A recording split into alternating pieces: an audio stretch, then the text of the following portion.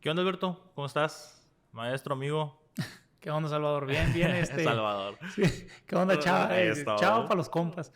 Pues bien, aquí tratando de hablar de las polémicas, ¿no? Que se han generado en la última semana sobre los asuntos que digamos estamos un poquito más involucrados ahí en los rollos educativos, ¿no? Sí, a ver, primero que nada, ¿eres maestro? ¿Dónde estudiaste?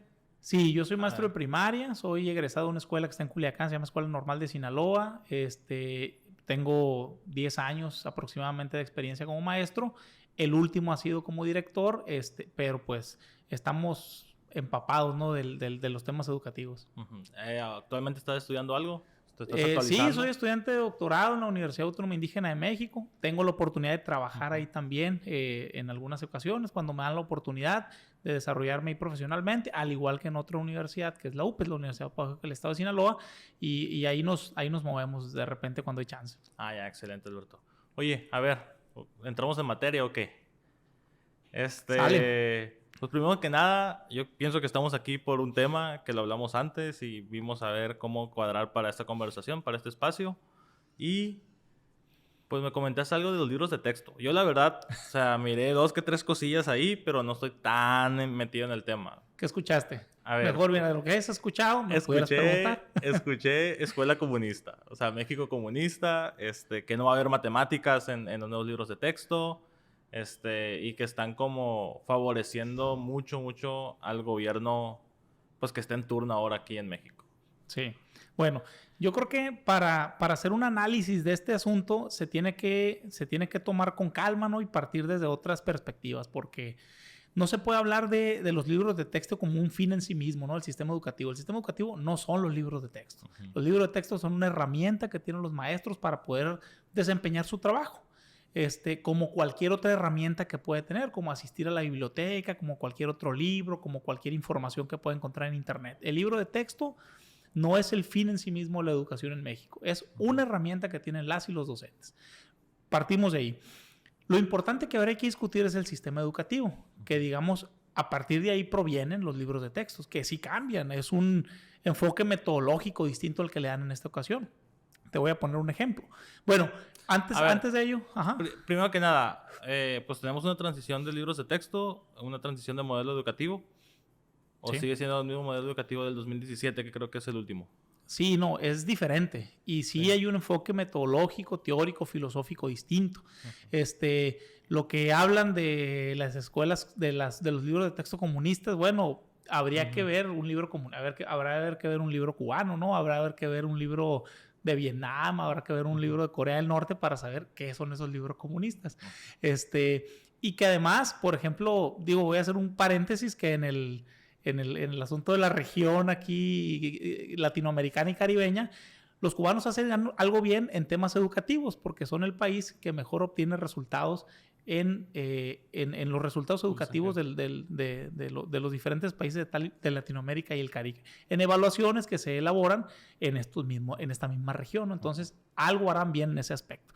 Lo demás no lo discutimos, pero tiene sus aciertos en ese sentido.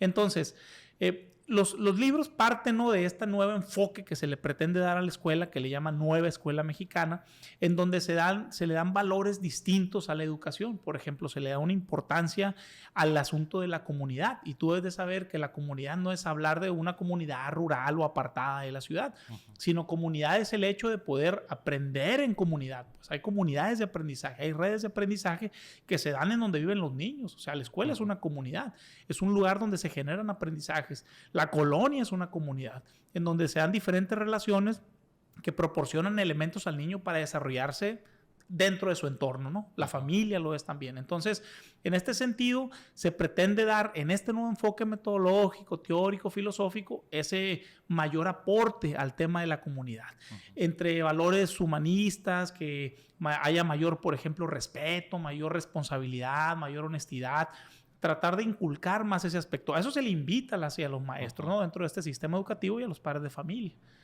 Entonces, es una parte que es nodal, ¿no?, en este nuevo, uh-huh, sistema, digamos, en esta reforma educativa que se realizó, y eso es lo que se le invita a los profesores. Ahora, nos vamos al tema del libro de texto, que ha sido la polémica, ¿no?, que ha habido. Los libros de texto se han dicho algunas cosas, lo que tú dijiste, el tema de las matemáticas, del español, de que son comunistas, a lo cual yo dijera que es falso, ¿no? El tema de que son comunistas es falso. No es así, se le dan valores, se le dan atributos a otras cosas, pero no necesariamente quiere decir que sean comunistas, ¿no? Se va más a atender los temas de la comunidad, a atender las problemáticas sociales, y yo no le veo a eso un asunto comunista, ¿no? Las matemáticas desaparecen, no desaparecen. Eso es falso también. Encontramos matemáticas dentro del plan de estudios. Pero hay, por ejemplo, le quitan menos peso, se califican diferente, o ¿de dónde crees que nace eso de que eliminan las matemáticas para siempre? Sí, lo que es una realidad es que hay menos contenidos de matemáticas en este plan de estudio. Hay menos contenidos de matemáticas, lo cual podemos encontrar también en los libros de texto que se establecieron, que repito, ¿no? Son una herramienta para los maestros. Pero es una crítica que le pudiera hacer, pero también es perdón que te interrumpa sin que hayas hablado, es una oportunidad, yo lo vería así, porque por ejemplo en el tema de las matemáticas se quitan algunos de los contenidos que podíamos encontrar en planes educativos anteriores, sin embargo, se les da importancia a otras asignaturas. Entonces, yo diría también, es un asunto que hemos platicado algunos maestros, las matemáticas en los planes anteriores venían enciclopédicas, o sea, venían muchos contenidos en los libros de texto. Habrá que ver aquí en la práctica qué tan efectivo es ese asunto de que haya un poco de menos contenidos, con la intención de que se supone es un asunto más práctico, pues, o sea, que le vamos a dar mayor importancia a ciertos contenidos, a ciertos, se llaman procesos de desarrollo y aprendizaje, será como lo que se espera que aprenda el niño. Si van a ser más efectivos, esto se supone de orientar solamente a eso, a que buscar que el niño aprendiera todo un asunto enciclopédico en las matemáticas en todos los grados, que en muchas de las ocasiones no se lograba, pues venían demasiados contenidos en los libros de texto de primaria de matemáticas, por ejemplo, ¿no? Sí, igual yo recuerdo que cuando éramos niños nunca nos acabábamos los libros de texto, y era que al final, si el profe se le exigían, nos ponían así de que tarea, haz 10 páginas de libro de texto. Sí, o sea, ¿a eso más o menos te refieres? Sí, ¿no? Y además uno de los grandes pecados de los libros es que hay muchos maestros y maestras que, dadas estas instrucciones que a veces había la autoridad, que se hacían librocentristas, ¿no? O sea, el libro de texto era la principal herramienta de trabajo del maestro. Como la columna vertebral de Sí, era llegar y decir, ¿en qué página nos quedamos ayer? Pues, ¿en qué ejercicio nos quedamos ayer? Lo cual es un error, ¿no? Entonces, porque el libro pues debe de ser una herramienta más de las muchas que debe de tener el profe o la maestra. Entonces, desde mi punto de vista, esto puede ser algo benéfico, porque eran demasiados contenidos los que había de matemáticas. Se te dificultaba como profe revisarlos todos, los que había en el libro de texto, ¿no? Y los del libro de texto atendían, por supuesto, a los que vendían en el plan de estudios, ¿no? Entonces, yo considero que va a ser un área de oportunidad para que ahora los maestros y las maestras, que es algo que te invita, digamos, este nuevo enfoque educativo, a que tú priorices, pues, cuáles son los más importantes que el niño debe ver y sobre todo que el niño ve dentro de su comunidad. Pues, o sea, cuáles son los que aplica realmente. Pues, cuáles son los aprendizajes de matemáticas que el niño necesita ver cuando va a la tienda, cuando va con la familia, cuando va a hacer una medición dentro de su casa. Entonces, a esos hay que darle importancia. Y eso es a lo que nos invita este nuevo enfoque metodológico. Pero habría que verlo, ¿no? Eso se va a ver una vez que esté en práctica. Yo lo veo de momento como un acierto. Eliminar lo que enciclopédicamente estaba en los libros de texto de los planes anteriores. Por ejemplo, tengo una duda. Ahorita con lo que me dices me hace una duda. ¿Por qué se enseña? O sea, es una pregunta así que te la tiro al aire. ¿Por qué se enseña el binomio al cuadrado perfecto? O sea, ¿es para culturizar a la gente o porque realmente tiene utilidad en la vida del día a día? Sí, yo pienso que hay contenidos en matemáticas. Como te digo, esto parte de conversaciones que he tenido con compañeros en las escuelas, ¿no? Que hay contenidos que no son tan aplicables en la vida cotidiana, que te pueden resultar aplicables cuando en ciertos momentos de tu vida pues te encuentras con algunos retos o desafíos o problemas del trabajo en donde puedes aplicar ciertas cosas. Pero hay algunos que los niños no lo ven, pues. Entonces, puede ser que haya niños que tengan interés particular por algunos temas de matemáticas en donde puedas tú profundizar esos temas. Pero en la vida práctica, en la vida real, en la vida cotidiana, el niño no ve muchas cosas de las que nosotros le pretendemos enseñar en la escuela. Y ese es un detalle muy importante, porque el asunto es cómo lo desarrolla él en su cotidianidad. Pues. O sea, eso debería ser lo importante de todos los temas educativos. Que el niño comprenda, claro, con ciertas referencias culturales, de que conozca temas de historia, de geografía, de los fenómenos naturales, aunque no ocurran aquí, ¿no? Por ejemplo, vamos a poner un ejemplo, no somos una región altamente, bueno, aunque sí lo somos, ¿no? Pero en menor grado, como la Ciudad de México, como otros lugares del centro del país, pero pues eso no exime que nosotros tengamos que enseñarles a los niños el proceso natural por el cual ocurren los terremotos, por ejemplo, ¿no? Ya, claro. Sí, entonces lo mismo ocurre con las matemáticas. Desde mi perspectiva, creo que tienen que ser más aplicables a la vida cotidiana, pues. Y sí, desde mi punto de vista, muy particular, eso hay que aclararlo, creo que puede ser benéfico el hecho de que hayan, de momento, pues, no eliminado, pero sí, digamos, dejando para grados superiores ciertos contenidos y aprendizajes que se pueden ver después. Pues yo me acuerdo, por ejemplo, de la teoría de las inteligencias múltiples, que, o sea, siempre se ha hablado y es bien popular que las matemáticas tienen como un gran peso en la calificación del sistema educativo que pues nos educaron a nosotros. Pero después vienen a hablar de esto, que Howard Gardner, ¿no? Sí. Howard Gardner viene a hablar de esto, decir, hey, espérame, o sea, sí es importante esa inteligencia, pero también está la inteligencia física, la inteligencia artística, la inteligencia, etcétera, etcétera, y así. Pero entonces, ¿tú crees que va más o menos por ahí el rollo? O sea, como... Sí, tiene que ver... Equilibrar los contenidos.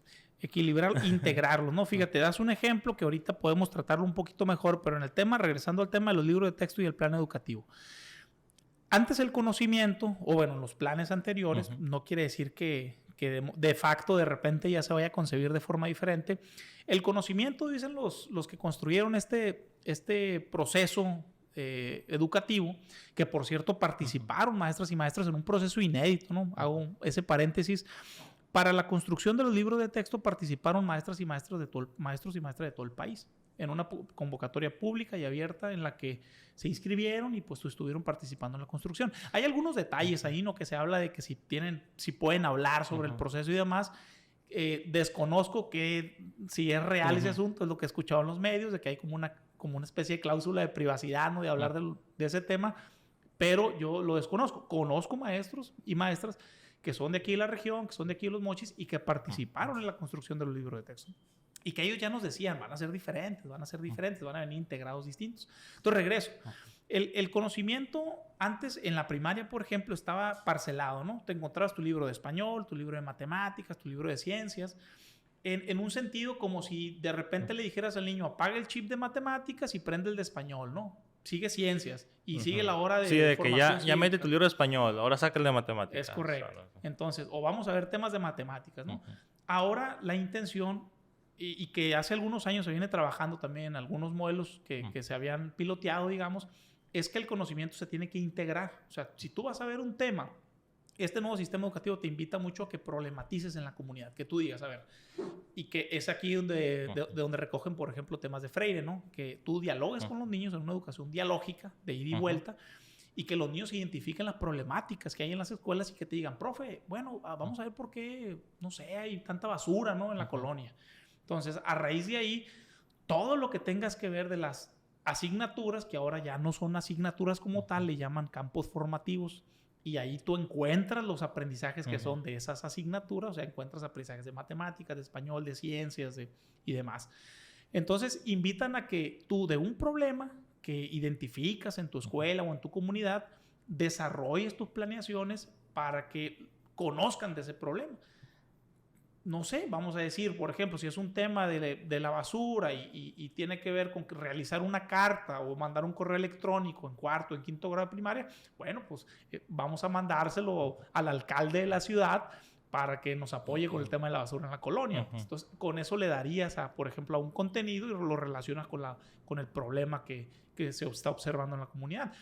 Te vas a matemáticas y y puedes, por ejemplo, revisar, si estás revisando las fracciones, pues que, por ejemplo, cuál es el tipo de basura, en qué medida y en qué porcentajes se están desechando de las casas o de los comercios, basura, ¿no? Cuánto es orgánica, cuánto es inorgánica, desperdicios de alimentos, no sé, ¿no? Es un ejemplo muy así, muy básico de cómo se supone tendríamos que integrar ese conocimiento, ¿no? El conocimiento no está parcelado, nosotros en la sociedad así lo encontramos. O sea, las cosas van confluyendo, pues hay una interrelación de todo cuando estamos viviendo en nuestra cotidianidad, y a eso nos invitan a los maestros en esta ocasión, pues a que hagamos un esfuerzo por relacionar todo, pues, y partiendo de estas problemáticas sociales que puedan observarse en las comunidades.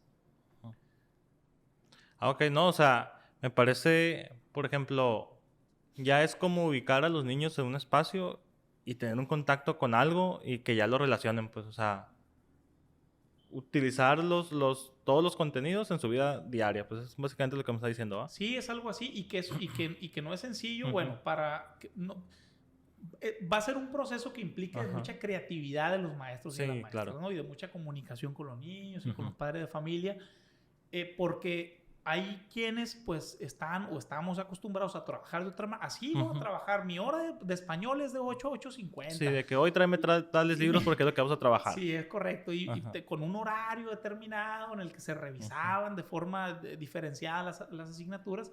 Y ahora la invitación es distinta. Es un reto, no va a ser para sencillo. Y es básicamente es aprendizaje situado. Sí. Digamos que en ese sentido va también, ¿no? Entonces, la idea es esa perdón, se me fue la idea. y el asunto es que se entienda que todo se debe de relacionar, pues. Y otra cosa hablando de los libros de texto también, que vienen, los libros de texto, como lo dije ahorita, ¿no? Son producto de un plan de estudios que existe, que está ahí, y que en el plan de estudios pues se habla de lo que los niños ya ven en su realidad. Entonces, a mí hay algo que me llama mucho la atención, porque se supone que a este momento pues no hay, que yo sepa, ¿no? A lo mejor ya empezaron a repartir. Que yo sepa, los libros de texto no se han repartido. Y me llama mucho la atención que salen los comunicadores a nivel nacional con libros de texto. Ajá, sí, claro. Yo soy director y yo no los tengo en la mano todavía, pues de una escuela primaria. Entonces, cómo se dio ese reparto lo desconozco, ¿no? Pero hemos tenido acceso a algunos libros que se han digitalizado y que se han podido descargar de la red, que a veces no es fácil porque te los ponen ahí en unas páginas que en vez de descargar el libro, descargas un virus, ¿no? Entonces... O sea, todavía no hay en canales oficiales los libros digitales. Los libros digitales puedes encontrar algunos. Pero en canales oficiales. Sí. De la Conalitec, se llama Comisión Nacional de Libros y Materiales Educativos. No sé si me estoy equivocando con las iniciales. No quiero hacer un peñatazo ahí. Pero hay algunos canales oficiales donde encuentras algunos libros de texto. Pero como aquí sí, y es un error que hay que reconocerlo, que a nosotros se nos había informado que el próximo ciclo escolar se iba a iniciar solamente con primero y segundo grado, primero y segundo en primaria, pero en los demás niveles educativos solo en primero. Entonces, de repente se informa, casi de manera de rumor, que íbamos a iniciar todos los ciclos escolares, todos los grados escolares, lo cual sí fue una sorpresa, porque esa no era la primera instrucción que ha dado la autoridad. ¿Pero eso ya es oficial? Eso, mira, yo no he visto el documento. Siempre la Secretaría manda documentos que son mediante el diario oficial de la Federación, en donde da las instrucciones del ciclo escolar. Yo no lo he visto. Desconozco si ya esté. Pero es que se me hace ilógico. O sea, se me hace ilógico cambiarle la forma de trabajar como estaban trabajando. O sea, y lo más lógico a mí se me haría llevarlo escalonado, pues, ¿sabes? O sea, primero y te lo escalonas. Es que es una de las grandes críticas y es una de las situaciones por las cuales hubo un amparo por el tema de los libros de texto. Se supone que tiene que haber un proceso, proceso de observación, de pilotaje, un proceso en el que por ejemplo, se publiquen los planes de estudio en el diario oficial de la Federación. Los planes de estudio existen, nosotros tenemos un año conociéndolos, pero los conocimos como libros, como material de trabajo, pues, que no estaba terminado. Entonces, bajo este supuesto, una organización a nivel nacional que se llama Asociación Nacional de Padres de Familia, que ahí habría que también, yo creo que sería otro tema, ¿no?, que platicar de esa organización, porque se opone a muchas cosas, ¿no?, de los libros de texto. Políticamente. Sí, o sea, de una visión política. Pues. Y por cuestiones ideológicas, ¿no? Por ejemplo, ellos están en desacuerdo en en llamarle las cosas como son dentro de la educación sexual. Por ejemplo, no les gusta que vengan imágenes donde se pone el cuerpo humano como es, como se le llame a lo que se le debe llamar. Sí, más conservador. Muy conservador. Okay, que surgen a raíz de, por ejemplo, cuando se publica la Constitución en 1917, surge el artículo 3º, surge esta organización como en oposición a la escuela laica, a la escuela gratuita, pública y demás. O sea, me estás hablando de que ellos existen desde 1917. Sí, o sea, es como organización. Desde que surgió el artículo 3º, surge la organización y de repente salen a la palestra cuando hay ciertas reformas que han implicado una suerte de evolución en ciertos temas y se han opuesto, pues, o sea, se han opuesto a que salgan, están escandalizados, por ejemplo, por algunas imágenes que se han filtrado donde sale, por ejemplo, los tipos de familia, ¿no? Y ¿cómo, no? Con la niñez, no, dicen, o sea, porque ¿cómo vas a tú decirles que hay familias homoparentales, por ejemplo? Yo diría, ¿no? De manera muy personal, y eso hay que hacer entenderlo, puede ser que no estés de acuerdo con esa situación, pero es algo que existe. Y que es una realidad, por supuesto. Realidad, es algo que los niños ven, es algo que los niños ven en las redes sociales, ven en la televisión. No puedes tú alejar de esos temas. Ponerles una burbuja, por ejemplo. Correcto, a los estudiantes tienes que hablar. Y hay en muchos lugares, hay muchos hogares de este país en donde la educación que se da de ese tipo solamente se da en la escuela. Entonces no podemos cerrarnos. ¿Podemos estar de acuerdo o no? Eso es muy válido. Puedes estar en desacuerdo si tú provienes de una familia, de un núcleo familiar tradicional, digamos, mamá, papá y niño y niña, ¿no? Padrezarlo aparte. Puedes estar no de acuerdo, sin embargo, no puedes no informar sobre lo que está ocurriendo en la realidad. Sí, claro. Eso es muy importante. Entonces, te digo, esa organización, pues yo creo que merecería casi su capítulo. De familias. Entonces te decían que me quede. Entonces cuando empecé a hablar de estamos hablando de Hugo. Todo bien perdidos. Sí. Bueno, pues volvemos de que tú ya conocías el modelo educativo, o sea, desde hace un año. Sí, estamos hablando de que tiene que haber un proceso de pilotaje, de observación de los libros de texto, donde el plan de estudios se publique en el Diario Oficial de la Federación, y esto no se hizo. Pues. Entonces, coincido contigo, creo que tuvo que haber sido así, tuvo que haber sido de manera paulatina, poco a poco. Fue apresurado el tema de querer capacitar a las y a los maestros. Y eso sí, yo lo considero como un error, pues creo que debió haber sido un proceso más lento. No tuvo, dice Manuel Gilantón, un académico del Colegio de México, estudioso de temas educativos, son de esos que vale la pena escuchar, porque le saben al asunto. Pues. Dice él, está interesante el enfoque, está muy interesante la metodología de trabajo que quieren implementar, pero hay que irlo haciendo con calma. O sea, hay que irlo haciendo poco a poco, en un proceso en el que los maestros se vayan empapando, se vayan conociendo mejor cuál es esta metodología y luego irlo aplicando pues de manera paulatina. Y es algo con lo que yo coincido, pues estoy de acuerdo con eso. Me parece un enfoque muy interesante en el que nos dan oportunidad de que los maestros entremos en dinámicas distintas y también le encontremos, digamos, a las cosas que vemos en la escuela una mayor aplicabilidad. Dicen los teóricos educativos, ¿no? Un aprendizaje significativo. O sea, que los niños que lo que ven en la escuela lo pueden aplicar o ver en su realidad, ¿no? O comprenderlo simplemente. Sí, claro, para que lo hiles, pues. O sea, sí, para que digas tú, ok, o sea, para no aplicar un binomio al cuadrado perfecto, como decíamos hace rato, pues, o sea, de que cuando voy a ocupar información que me están dando, pues. Sí. Ahí lo que decía ahorita, el tema de las matemáticas, que no desaparecen, que eso es falso también, están ahí, pero pues sí se pretende priorizar pues en ciertos aprendizajes y en todas las asignaturas. Y lo que también es una realidad es que se le da mucho peso al tema, por ejemplo, histórico, filosófico, cívico, en el que los alumnos rescaten sus, sus valores culturales o sus riquezas culturales, ¿no? O sea, por ejemplo, que en las regiones se conozca pues cuáles son, digamos, la riqueza cultural que hay en cada región y que de ahí también se puedan generar proyectos. Esa, por ejemplo, es el centro del trabajo que ahora implica la nueva metodología, ¿no? Que esos proyectos, como te decía ahorita, problematizar, ¿no? En la comunidad y que se hable de lo que hay ahí, de lo que existe, de lo que los alumnos y los maestros y los papás pueden observar y a partir de ahí, pues tú relaciones las asignaturas, los aprendizajes y demás. Y rescatando este tema cultural y sobre todo teniendo un asunto de reconocimiento y de respeto a la diversidad cultural, ¿no? Que exista una verdadera interculturalidad, pues que los niños entiendan que es algo de lo que nos invita también, de que habemos muchas formas de pensar y habemos muchas formas de vivir y de existir en este país, incluso diferentes lenguas, ¿no? Para comunicarnos, y que ese sea un asunto de que eso nos enriquece, ¿no?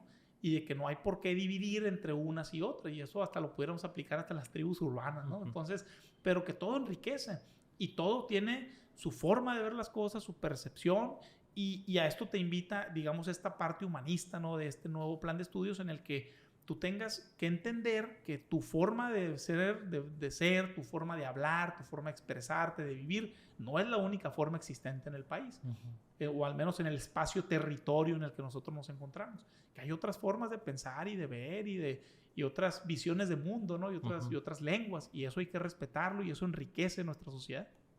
Claro. Oye, hablamos de la escuela comunista, ¿va? Y hablamos también de Paulo Freire. ¿Qué tanto hay, por ejemplo, yo me acuerdo mucho de un libro de Paulo Freire que es La pedagogía del oprimido, o también Cartas a quien pretende enseñar? O sea, ¿qué tanto hay de eso?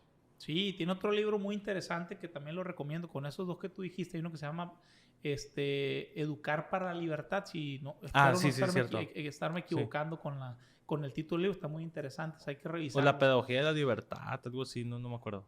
Sí, hay Paulo Freire, ¿quién es? ¿No? Es un pedagogo brasileño que en los años 60, 70, no sé si porque fíjate, ¿no? Lo curioso es que dentro de su actividad pedagógica, vamos a decir política también, porque así se le consideraba, es exiliado de Brasil en el contexto de una dictadura militar, ¿no? Entonces, Paulo Freire intenta en Brasil, en diferentes comunidades rurales y en las favelas, ¿no? Las famosísimas favelas de Brasil, intenta enseñar a los adultos de inicio a leer y escribir. Paulo Freire tiene una metodología de trabajo que enseña lectoescritura para adultos. Que por cierto, yo no sé si sepa, no vaya a ser que lo esté ventilando y luego vaya a salir en los medios de comunicación. Aquí hay instituciones de educación para adultos mayores que retoman el sistema que Freire utilizó en Brasil. ¿Cómo se llama? Andragogía, ¿no? Es la andragogía, sí, y por ejemplo, hay aquí instituciones como el Instituto Sinaloense de Educación para los Adultos que retoma elementos de esa forma de enseñanza, ¿no? Que aplicó Freire para los adultos. Freire fundamentalmente decía que quien se enseña a leer y escribir tiene que hacerlo reconociendo su realidad y entendiendo las condiciones en las que viven, ¿no? Y si esas condiciones, por ejemplo, son condiciones que los oprimen, pues tiene que buscar la manera de liberarse de esas condiciones de opresión que tienen. Sí, claro, como se habla, por ejemplo, no es lo mismo aprender con el estómago lleno que con el estómago vacío, por ejemplo, ¿sabes? Sí, definitivamente. Por ejemplo, si de enseñar a leer y escribir a campesinos en esos años, ¿no? Como lo hacía Freire, permitía que los campesinos pudieran buscar mejoras dentro de su trabajo, pues era lo que él decía, ¿no? Por ejemplo, buscar una jornada de 8 horas de trabajo, cosas humanas, pues. Sí, claro, cosas básicas, sí, cosas elementales. Ahora lo damos por hecho, pero no siempre fue así. Pero no siempre fueron. Buscar un salario digno, buscar educación para sus hijos. Entonces decía Freire que con la educación, con esta educación dialógica, lo platicamos ahorita, en el que el docente o la docente tiene que llevar a una conversación con los alumnos desde el contexto de su realidad. Pues, o sea, ¿qué es lo que existe en la realidad? Y sobre eso hay que aprenderlo, ¿no? Es lo que hay que aprender a leer y escribir y tratar de mejorar las condiciones en las cuales están esas personas. Que evidentemente, pues hablar de los años 60, 70, por ejemplo, en este país, pues estaban en condiciones oprobiosas en algunos lugares, ¿no? En algunas colonias de las ciudades o en algunas zonas rurales. Específicamente más Freire se enfocaba al tema, digamos, de los campesinos, de los trabajadores. Y decía esto, ¿no? Hay que liberar a los que... La educación tiene que ser una posibilidad de liberación del sujeto. Liberación en el sentido de buscar mejoras. O sea, no es un tema de anarquismo, ¿no? Ni demás, sino es que buscar mejores condiciones para las personas. O sea, la dignidad humana, básicamente. La dignidad humana, es correcto. Es un pedagogo muy humano, ¿no? Freire, desde esa perspectiva. Sí, claro. Tal vez no a todos les guste, pero desde mi punto de vista, es uno de los que tenemos que leer, ¿no? Sí, o sea, yo pienso también que es un imperdible si tú quieres, pues, estudiar pedagogía. Sí, sí, sí. Entonces, Freire se enmarca dentro de una rama filosófica teórica que son las epistemologías del sur. Las epistemologías del sur, más o menos, ¿no? De manera general, habla de que los países al sur del mundo tienen que reconstruir su historia, sus conocimientos, tienen que velar por su dignidad. Entonces, podemos hablar del sur como el sur en Latinoamérica, o el sur en África, o el sur en Asia, ¿no?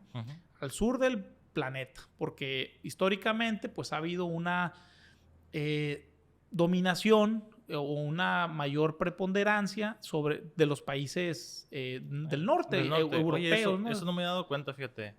Es cierto que, bueno, ya caigo en cuenta que el poder como que tiende, o el poder, dígase económico, de oportunidades, etcétera, etcétera, tiende al norte, y cultural también, o sea, tiende al norte, es cierto. O sea, no, sí. Voy cayendo en cuenta. En América, ¿quién manda? Estados Unidos. Cultural, económicamente, ¿no? Políticamente. Pues,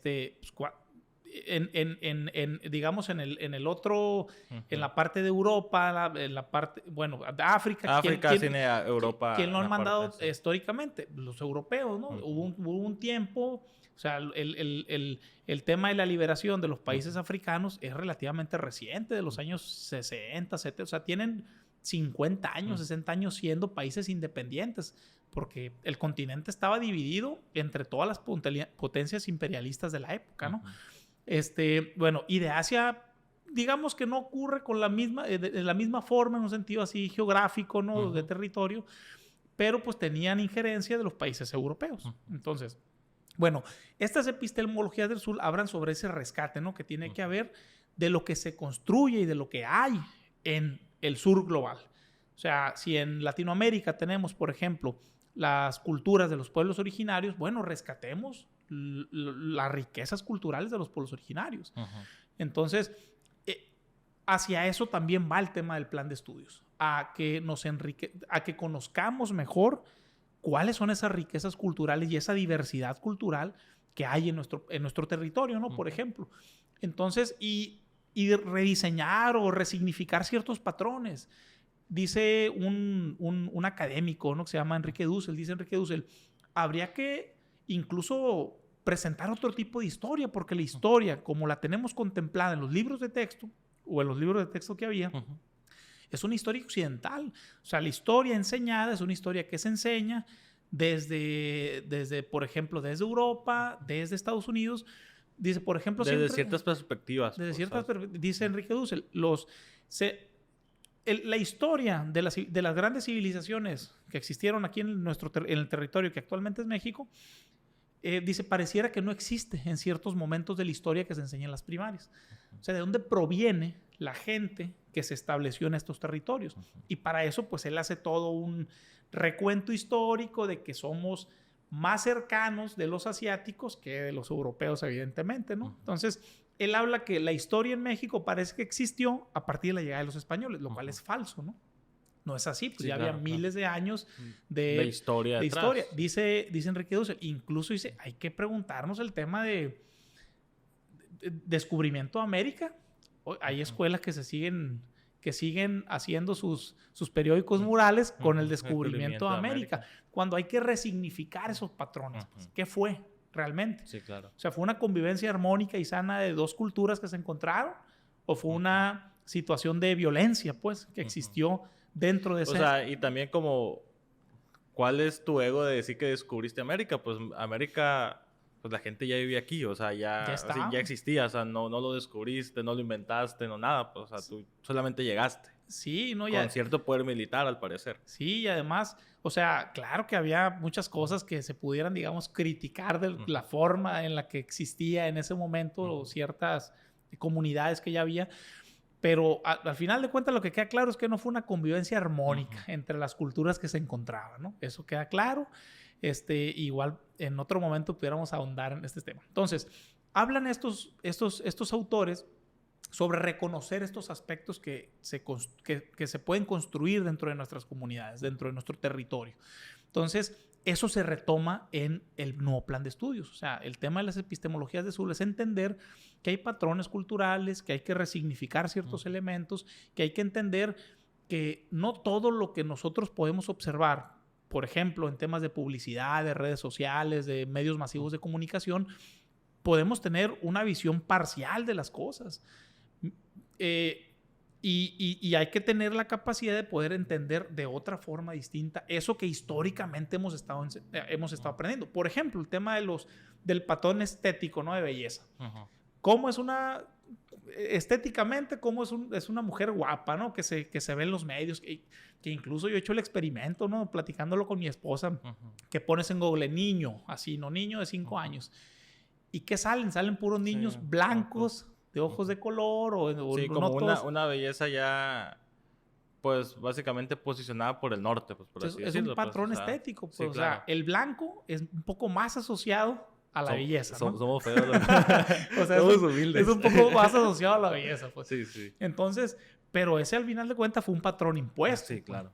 O sea, existen otros patrones culturales de belleza que posiblemente nosotros no accedimos, no nos tocó esa situación en la que había otras formas de ver la belleza, ¿no? En las personas.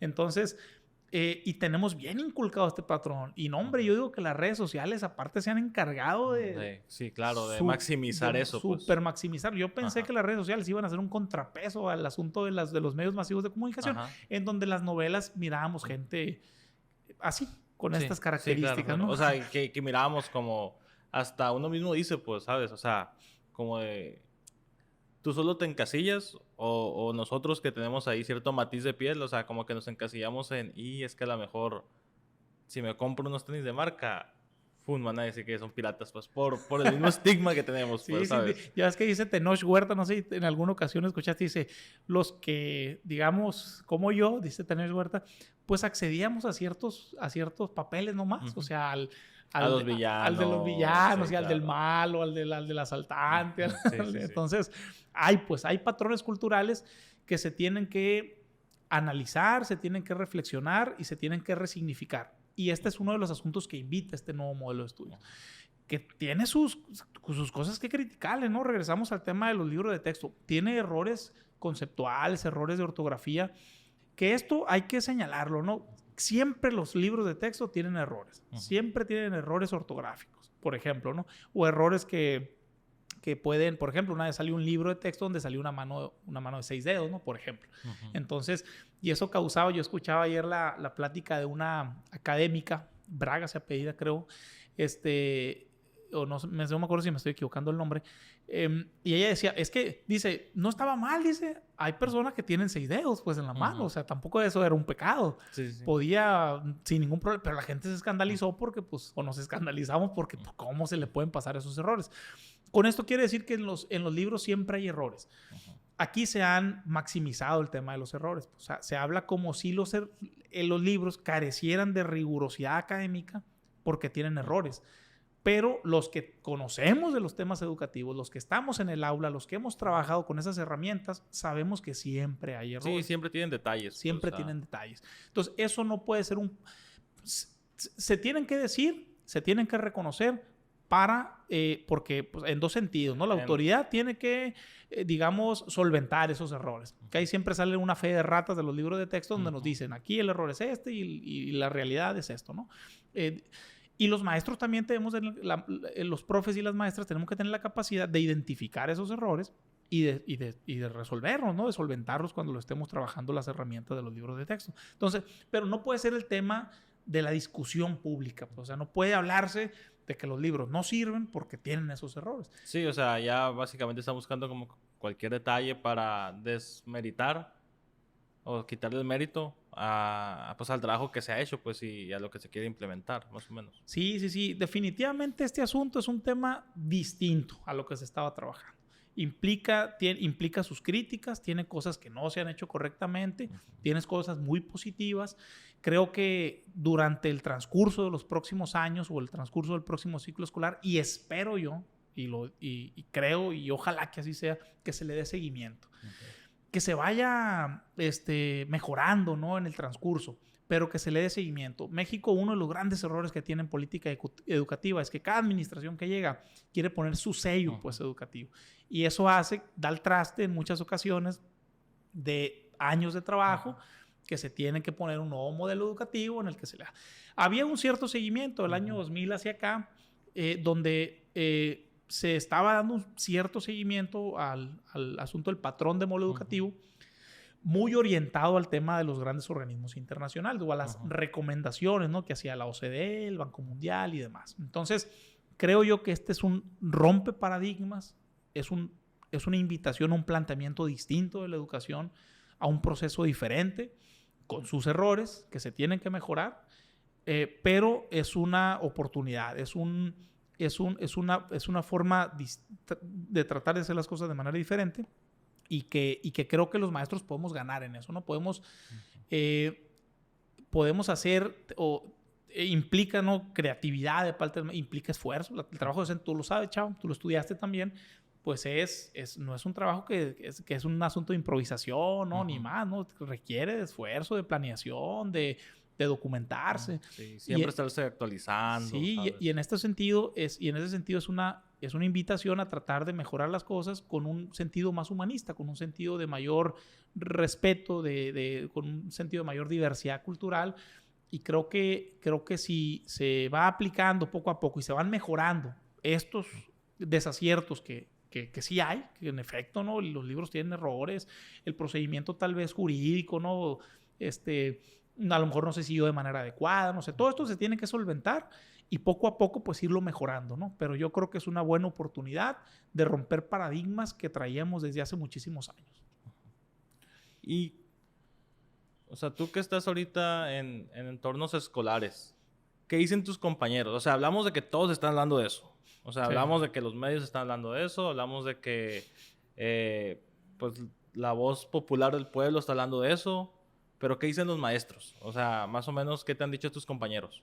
Sí, mira, yo pienso, para partir, ¿no? Yo creo que hay maestros que tienen su corazoncito puesto en diferentes lugares, ¿no? Posiciones ideológicas o políticas o religiosas, ¿no? Incluso. Entonces, dentro de esta diversidad existente, pues también los maestros a veces no están de acuerdo en ciertas cosas que establecen el nuevo plan de estudios o los libros de texto, ¿no? Lo que hemos alcanzado a reconocer en lo que hemos visto de manera digital. Y además que también hay quienes pues han caído en este asunto de la campaña. Yo digo que es una campaña de desinformación que hay en algunos medios masivos de comunicación, porque no se centran en el debate del tema educativo, ¿no? Se centran en asuntos que no son de la importancia de vida, pues. Y creo que es una campaña de miedo, creo que es una campaña de desinformación, es una campaña como las que llevaban en los años 70, 80, ¿no? Como si tuviéramos en el contexto de la Guerra Fría. Y en este sentido, ha habido polarización entre los maestros también. Hay maestros que, digamos, promueven el asunto de compañeros, pues hay que conocerlos, hay que trabajar con ellos, hay que darnos la oportunidad de ver pues, qué hay realmente. O sea, como te decía ahorita, se supone que ahorita nadie los tiene en la mano. Lo que conocemos es digital. Entonces, hay quienes están en esa situación, en esa tesitura, y hay maestros que comparten, ¿no? Que, por ejemplo, comparten las imágenes que se han viralizado y que dicen, ¿cómo la ven? O sea, como pues temerosos o inseguros o incluso molestos, ¿no? Por lo que pueden llegar a ver en ciertas imágenes o en ciertas cosas que se han compartido. Que es válido, ¿no? No hay por qué estar de acuerdo, como te digo. Por posiciones políticas es complicado decir que es un acierto. ¿De acuerdo? O sea, decir que tiene cosas que se le pueden criticar, pero que se pueden mejorar. Pero hay quienes por decisiones políticas, pues dicen, no, está todo mal. Claro, posiciones... o sea, por apoyar a un color, sí. O sea, ya desmeritas todo lo demás. Sí. Por ejemplo, por asuntos religiosos, pues también, ¿no? Hay quienes no están de acuerdo que se hable de ciertas cosas en las escuelas. Y pues hay maestros que también tienen su corazoncito que es más propenso a temas religiosos. Yo no. Sí, claro, claro. Sí. Pero pues esto también se tiene que respetar. Lo que sí hay que reconocer es que la escuela es laica y dentro del asunto del laicismo entran todas las posiciones. Se tiene que hablar de todo lo que existe y de lo que, sobre todo en la realidad, los alumnos tienen, pues, y las alumnas. Entonces, es lo más importante. Entonces, sí hay una suerte de polarización ahí entre maestros y maestras también, no creas. O sea, es un tema que ha estado bien caliente en los grupos de maestros, de padres de familia, pero también derivado de una campaña de desinformación en muchas ocasiones. Sí, o sea, claro. algunos de nosotros hemos tenido que como atenuar el asunto de las campañas, pues porque nos mandan mensajes así de que, ¿cómo la ven? Y ya, pues hay que explicar, pero, o sea, hay quienes nos damos el tiempo. Es como si le pasó, o sea, como si reenviaran a todos los grupos de maestros el video que me mandaste, pues, para darme contexto de lo que estaba pasando, Sí, ¿no? por O sea, ejemplo.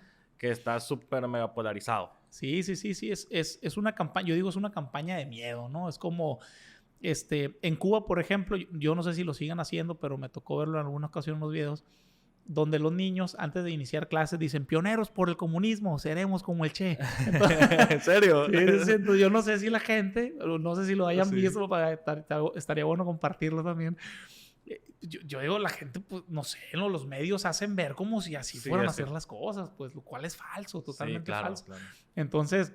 Falso y lógico también, o sea, sí, no... y eso hay que comentarlo, o sea, yo digo que lo que está mal se tiene que reconocer, pero lo que es falso también se tiene que, digamos, ¿cómo se dice? Decirlo. Pues sí, o sea, claro, o sea, decir que es mentira. poner las cosas sobre la mesa bien como sí, son. Sí. Y pues tratar siempre de hablar de temas neutros, pues, ¿sabes? O sea, de lo que es y ya. Sí, lo más apegado a la realidad posible. Sí, Pues. claro. Muchas veces es complicado hablar de la verdad, ¿no? Porque dicen, hay que decir la verdad. La verdad, pues, puede ser... Sí, muy subjetiva. distinta, pues, o sea, así claro. es. Entonces, y sobre todo si yo tengo ciertos patrones, por ejemplo, si yo soy muy religioso, pues se me va a hacer complicado entender algunas posiciones que se quieren implementar, ¿no? Por decir algo. O si soy azul o soy rojo, blanco y verde, o verde, blanco y rojo, pues también Tricolor. voy a estar en contra de todo lo que ocurra, ¿no? Entonces, eso a veces no le abona a la tema de la discusión en temas educativos. A mí hay una cosa que me ha encantado y que sí me ha gustado, aunque a veces yo digo, no mal lo que dicen, que se está hablando de educación. No de lo que se debería hablar, porque al final de cuentas es un tema superfluo lo que se habla. O sea, están en las orillitas de lo que realmente se debía discutir. Y dentro de estar en las orillitas, pues meten miedo, desinforman y demás. Entonces, y creo que también ha faltado un poco a quienes ahorita traen los hilos de la administración pública a comunicar mejor los procesos en los que se han dado estos cambios. Pues creo que también eso es una crítica que hay que hacerlo y que se pudiera mejorar, pues. Claro. O sea, tendrían que ser los primeros en salir a decir en qué se equivocaron, cómo lo van a mejorar, pero cuáles son los aciertos, pues, desde la perspectiva de los que construyeron, pues, estos materiales. Y eso también es importante, pues. Y creo que han sido más efectivos otros medios, pues. Sí, claro. No, pues igual, como dices, es como agarrar esta oportunidad de hablar de educación ahora que está en tendencia. Sí, o sea, porque lo que falta, pues, también. Sí, lo que nos falta, vas a ver que cuando inicien las clases se va a reanudar, vamos a estar aquí otra vez platicando del tema porque pues, o sea, los papás ya van a tener los libros en la mano, pues. Sí. O sea, los niños van a tener los libros en la mano, los maestros van a tener los libros en la mano y ahí es cuando se va a ampliar la discusión sobre el tema. Sí, oye, Alberto, ¿ya le dieron fecha de distribución? Usualmente los libros de texto se entregaban antes de, por ejemplo, cerrar. Si se distribuían de manera efectiva, se entregaban antes de irnos de vacaciones en algunos lugares o una semana antes de entrar de vacaciones. Entonces, por ejemplo, aquí en Sinaloa, se van a entregar cuando nos presentemos a las escuelas los maestros. Comercial, ¿no? Los directores nos presentamos creo el 15 o 17 de agosto, los maestros en las escuelas el 21 de agosto y los niños el 29. Entonces, creo que la logística de distribución va a ser la semana donde estén los profes o los primeros días donde se presentan los directores, que es primero que los maestros. Entonces, creo que ahí es donde se van a distribuir los libros de texto. Para que cuando lleguen los niños y las niñas a las escuelas ya estén, pues, y ya se les puedan entregar. O sea, ¿sabemos si los libros ya están impresos? Ya están en las bodegas. Sí, ya están en lugares de resguardo. Por ejemplo, aquí en Ahome ya están. Pues. Sí, ahí fue donde pues ciertas personas tuvieron acceso a ciertos libros, me imagino. Pues que ahí, no sé, yo conozco digamos, al encargado de la secretaría aquí. Supongo que no dieron así como que apertura, que pudieran tomar los libros, pero creo que en algunos lugares del país, en algunos otros lados tuvieron acceso y es algo de Pues lo buscaron que sus medios, pues. Sí, claro, tienen muy buenos contactos. Así es. El acceso libros. que hubo de los libros. Y entonces, Alberto, ¿cómo quieres terminar? Bueno, yo invitaría a la gente en general, ¿no?, que se documente mejor en estos asuntos, ¿no? Hay que no quedarnos con versiones parciales de la información que se brinda. Hay que platicarlo con la gente que conozcan, con los maestros, con las maestras que haya por ahí en la familia, con los que se tenga comunicación.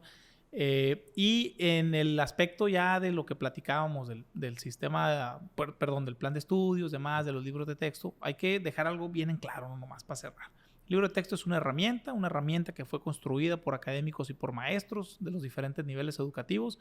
Y que fue de convocatoria abierta que también, fue convocatoria ¿verdad? pública y abierta, en Ajá. donde se inscribieron y tuvieron la posibilidad, algunos de los inscritos, a trabajar en este proceso, a construir de manera inédita, ¿no? Porque anteriormente no era así. Entonces, creo, eso es un asunto, es un punto a favor de estos libros de texto que hay ahorita, con todo lo que dijimos ahorita, ¿no? Con todo lo que puedan tener mal, con los errores que hayan estado ahí, pero errores que casi siempre hay, pues. Entonces, que se tienen que mejorar, por supuesto.